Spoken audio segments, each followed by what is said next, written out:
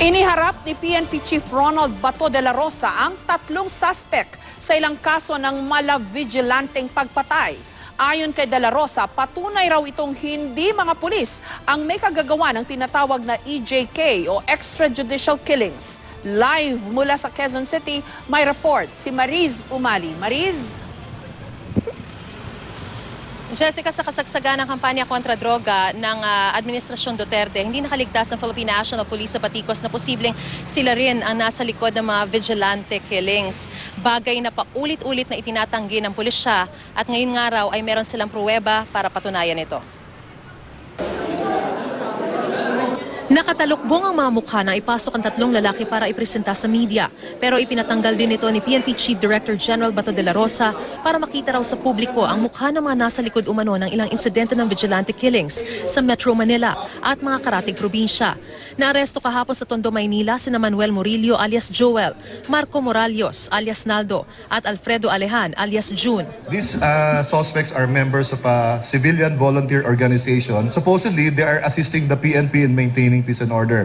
But through the past months, these recent months, we have monitored through several complaints that this group has been engaged in summary killing. Isa sa mga biniktima umano ng vigilante group, ang 16 anyos na binatang si Charlie Saladaga na natagpo ang wala ng buhay, nakasilid sa sako at palutang-lutang sa may baybayin ng Isla Puting Bato noong January 2. Nakita po ng babae kong anak, hinila nila yung anak ko.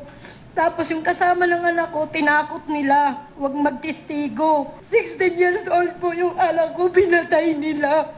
Bukod sa insidenteng ito, may tatlo pa raw na ibang insidente ng pagpatay o extrajudicial killing na kinasasangkutan umano ng mga suspect na ito base sa pag-iimbestiga ng pulisya. As far as these killings are concerned, specifically ito nga, yung anak ni nanay at saka yung 3 other pa, which sinasama natin DUI, talagang DUI, death under investigation, lumalabas na hindi talaga kagagawan ng pulis. Bukod sa tatlo, may aabot pa raw sa 200 ang miyembro ng organized crime group na nagpapanggap ng mga civilian volunteers. Sangkot din sila sa drug trade, pangingikil, pagkolekta ng payola at 5 buwan na raw nag-ooperate. So sumakay sila sa ating war on drugs, hoping na pag meron silang titirahin, ang mapuputukan, pulis kaagad. Sabihin na kagagawan ng pulis yun.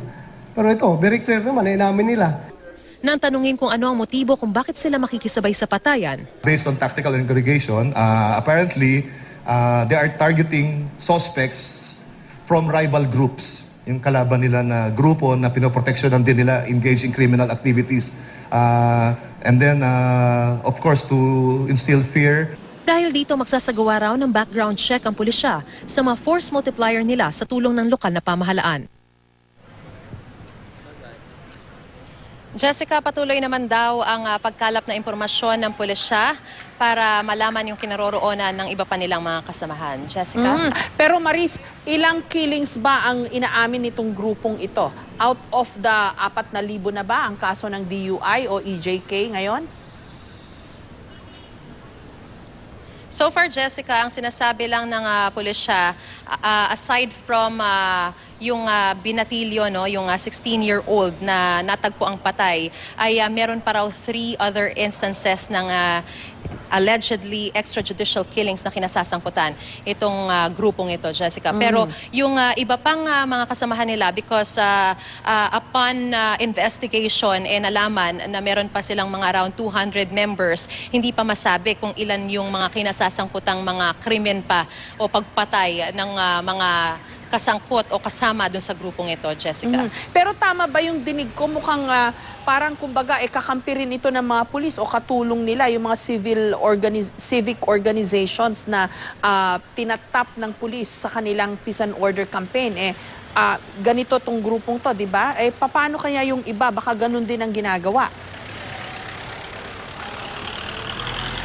Yes, Jessica, that is a very valid na, kumbaga, perception na pwedeng baka pati yung mga legitimate baka mapag-isipan na pati sila ay nasasangkot sa iba't ibang mga illegal na gawain. Kaya nga ang sinasabi ng pulisya ngayon, upon the discovery of this group na apparently sa simula ay tumutulong sa mga operasyon ng mga pulis, sila rin palang nasa likod ng ilang mga krimen, talagang mas magiging mahigpit daw. Actually, sa totoo lang daw ay dapat chinecheck ng Directorate for Intelligence, dumadaan sa assessment ng Directorate for Intelligence yung bawat nagiging miyembro nitong mga civilian volunteers group na ito na tumutulong sa mga pulis. Pero minsan daw, aminado ang Philippine National Police na na-overlook o na-shortcut, kaya hindi nakikita yung background ng ilan sa mga sumasali sa kanila, Jessica. Kasi curiously, no, mula nung nasuspend itong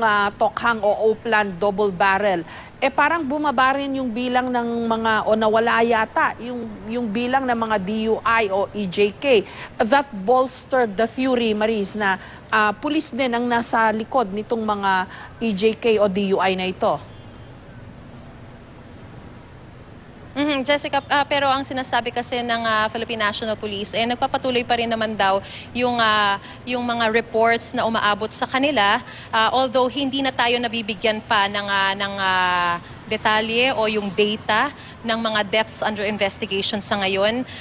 Pinatigil muna ito dahil nga kinakalapan nila raw yung impormasyon. Iba-iba kasi yung lumalabas na info sa Internal Affairs Service, sa DIDM, pati na rin sa NAPOLCOM. Pero ang sinasabi nila, hindi naman daw dahil sa sinuspend yung operations against drugs ng PNP ay talagang nawala na yung mga napapatay. Meron pa rin daw mga reports of those killed. So ibig sabihin, kahit na tumigil na yung kanilang operasyon, meron pa rin pumapasok na reports ng mga napapatay. This is another proof daw, according to the Philippine National Police, na hindi talaga sila yung involved sa mga vigilante killings. Jessica. Maraming salamat sa iyo, Mariz Umali.